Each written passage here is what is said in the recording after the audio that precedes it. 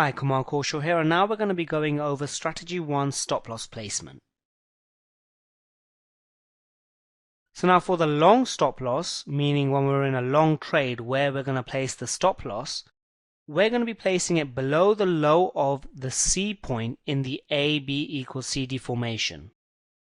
Now we've got to allow for broker spread. Now that may not be clear to you right now. Don't worry about that. We are going to be going over what we mean about allowing for broker spread when we're actually going over some real examples. So right now just accept that you're going to have to allow for broker spread, and we're going to cover that in detail later on when we're actually looking over the trades. But in terms of where the long stop loss is going to be placed, it's going to be placed below the low of the C point.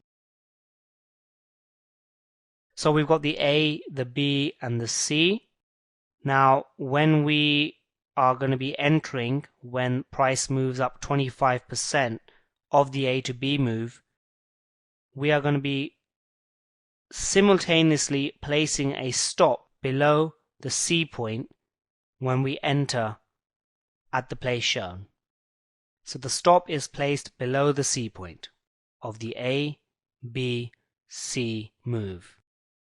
Now obviously we are looking for this to become an A, B, C, D move, and that's why we're entering long, expecting the price to rise to point D.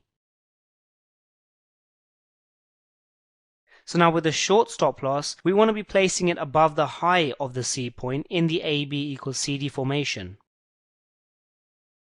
So we've got the A, B, C, and potentially going down to D point, and we want to be placing our stop simultaneously. When we enter, we're going to be placing a stop above the C point in the A, B, C move. So we're obviously expecting the price to come down to point D, and that's why we're going short here, placing our stop above the C point and expecting price to go down to the D point. So that's it for stop placement. If you go over to the next page now, we're going to be discussing trade management. This is Kumar for Trade to Success University, and I'll see you on the next video.